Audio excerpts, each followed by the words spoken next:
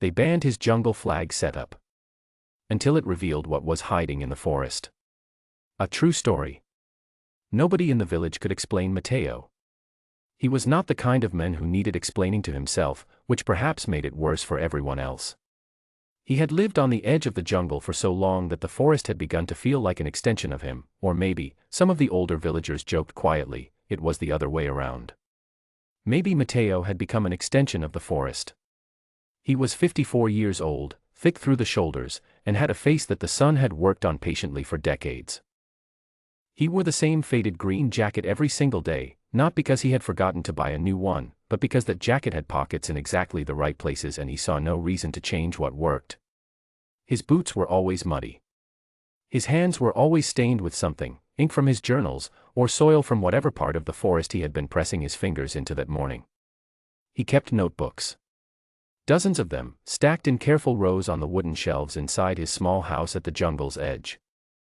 Each one was filled with his handwriting, which was tiny and precise, and with hand-drawn maps that showed the forest in a kind of detail that no official survey had ever captured.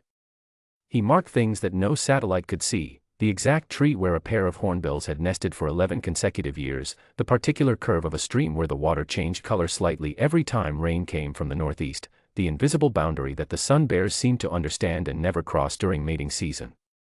And then there were the flags. Mateo had begun placing them 8 years ago, after a long season of watching and thinking. They were simple things, pieces of colored cloth he had sewn himself, tied carefully to trees and branches throughout a stretch of jungle that ran for 40 kilometers in every direction from his house. Each color meant something specific. Yellow meant he had noticed a change in water quality nearby. Red meant unusual animal behavior. White meant something strange in the air, dust where there should be none, or a smell that did not belong. Black was the rarest. Black meant something serious was ending. He had placed over 300 flags across those 40 kilometers, each one logged in his notebooks with a hand-drawn position, a date, and a note explaining what he had observed at that exact spot. He updated them with the seasons. He walked those routes the way most people walk to work, habitually, without thinking about it, because it was simply what he did. For years, nobody bothered him. The rangers knew him and left him alone. The local communities respected him even when they did not fully understand him.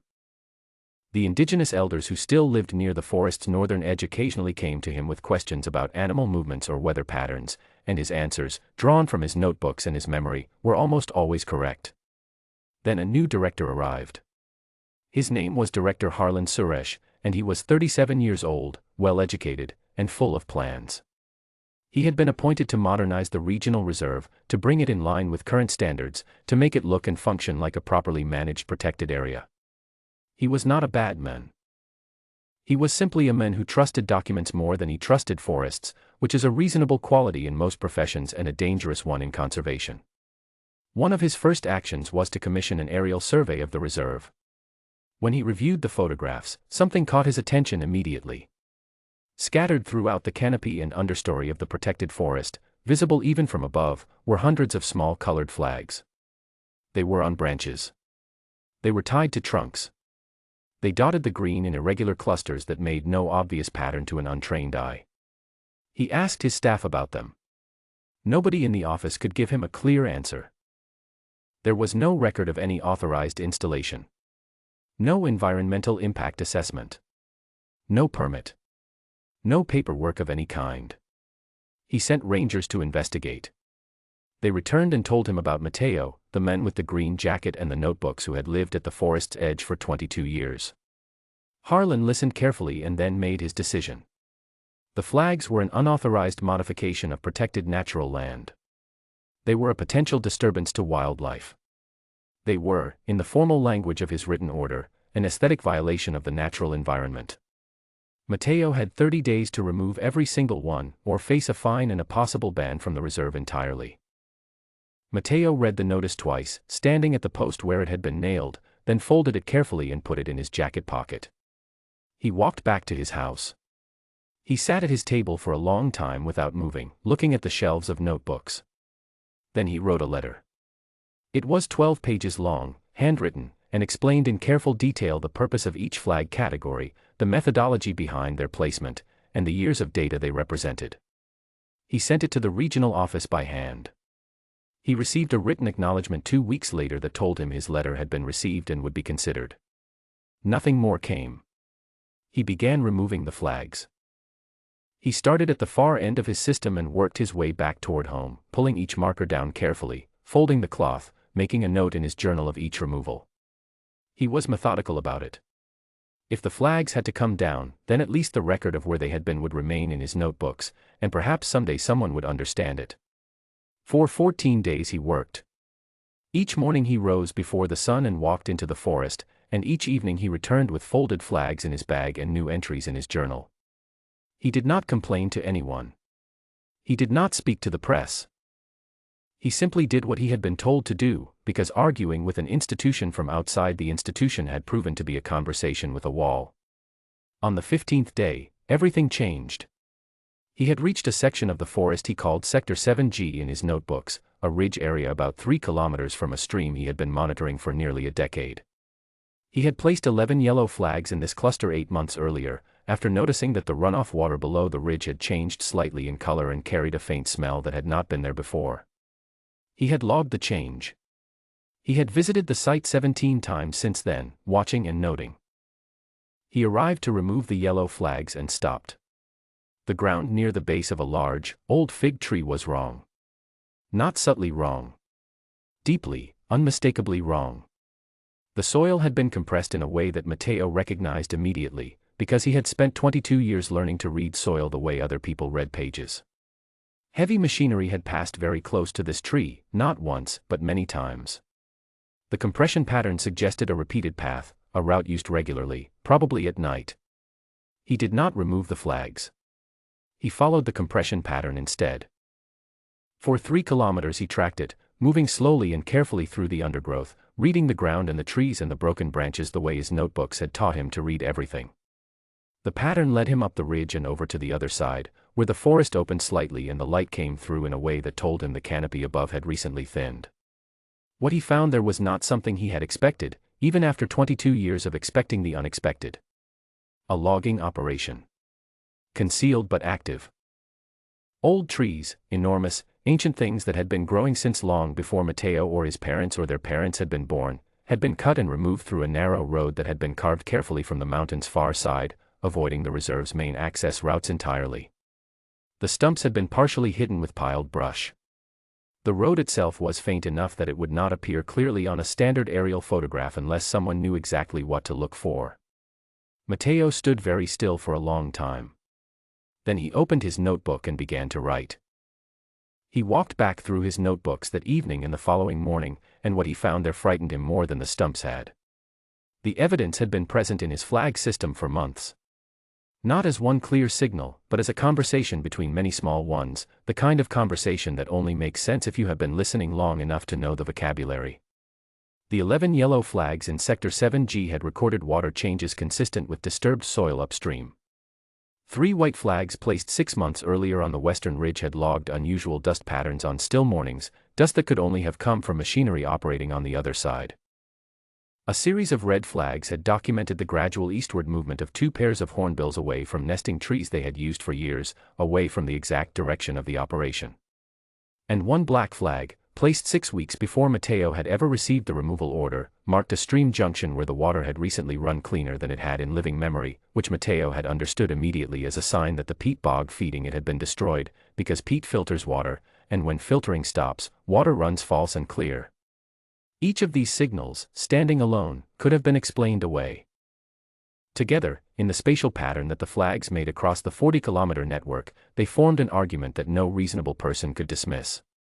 The logging had been happening for at least 5 months. The forest had known. The flags had recorded it. And the removal order had nearly erased the record before anyone had a chance to read it. Matteo drove 4 hours to the regional forestry office. He did not have an appointment. He carried his notebooks under his arm and asked to speak to someone in the wildlife crime unit. The person at the front desk told him that was not how appointments worked. Matteo sat down in a plastic chair in the hallway and said he would wait. He waited 4 hours. The investigator who finally came to speak with him was a woman named Priya Anand. She had been working in wildlife crime investigation for 20 years and had developed, over that time, a reasonably accurate instinct for the difference between people who were wasting her time and people who were not. She looked at Mateo, at his green jacket, at the stack of notebooks under his arm, and decided he was probably not wasting her time. She was right. Mateo spent 90 minutes explaining his flag system to her, the color categories, the placement methodology, the seasonal update schedule, the way the spatial distribution of the flags allowed him to see patterns across the entire 40-kilometer stretch rather than in isolated points. He showed her the relevant notebook entries, walking her through the sequence of observations that led to Sector 7G. He showed her his hand-drawn GPS logs, the pages of field notes, the precise dates and descriptions. Priya Anand said very little during those 90 minutes. She asked 3 or 4 careful questions. She looked at the notebooks with the focused attention of someone who understood that she was looking at something unusual. When Mateo finished, she sat quietly for a moment, then picked up her phone and made a call. The response team reached Sector 7G within 48 hours. What they found confirmed everything Mateo's notebooks described. 18 hectares of old-growth forest had been taken. At least 40 trees, estimated to be between 150 and 300 years old, were gone. The concealed road on the far side of the mountain led to a staging area where equipment had been stored and timber prepared for transport.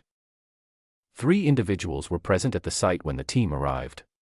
2 more were identified through the vehicles and equipment that had been left behind.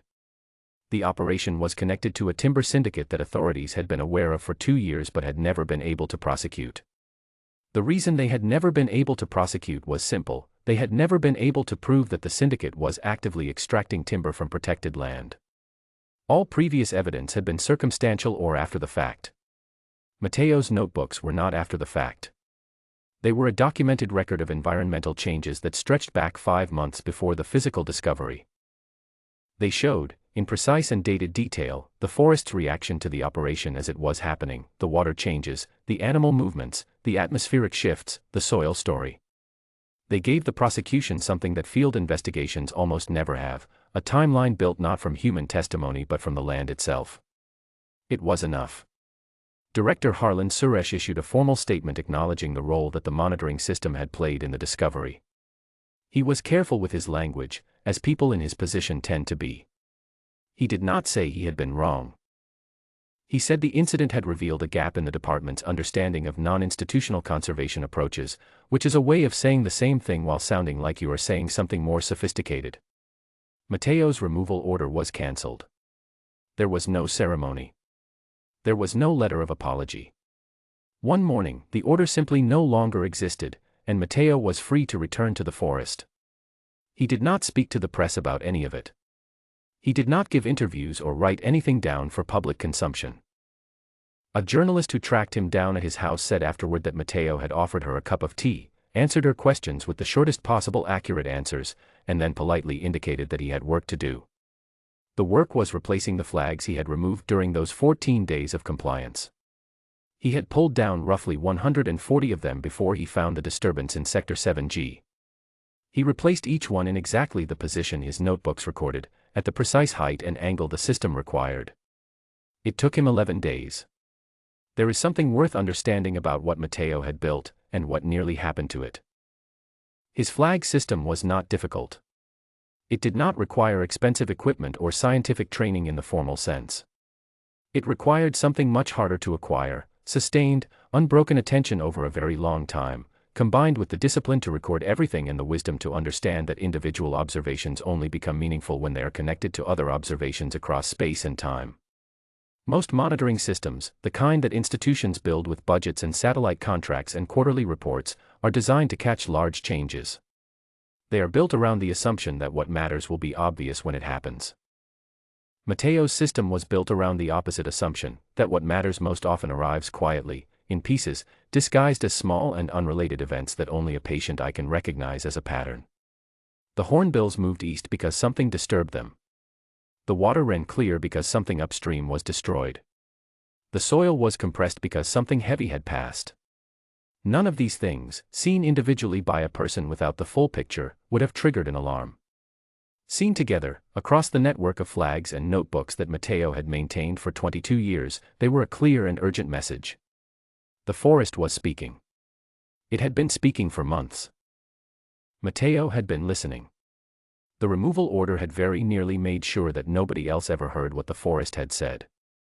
6 weeks after the arrests, a photographer from a regional newspaper managed to find Mateo in the forest during the late afternoon. The light was long and golden, coming sideways through the canopy, and Mateo was working his way along a familiar route, tying fresh flags to the trees where the old ones had been. He was alone, as he almost always was. He moved without hurrying, stopping at each position to check his notebook, then selecting the right color of cloth from the bag over his shoulder, tying it with a particular knot at a particular height, then moving on. He did not notice the photographer for some time, and when he did, he simply nodded and continued working. The photograph that was published showed him from behind, mid-step, with the forest stretching ahead of him and a red flag just visible at the edge of the frame. He looked like he belonged there completely, not like a man who had won something, not like a hero, not like someone who had just been proven right against an institution that had tried to silence him. He looked like a man who had work to do. Because he did. Behind him, and ahead of him, and in every direction through the green and shifting light, the forest continued its long, quiet conversation. 300 flags caught the wind and moved and recorded and waited, the way they always had, speaking a language that most people had never learned to hear, tended faithfully by the one man who had spent a lifetime learning to listen. End.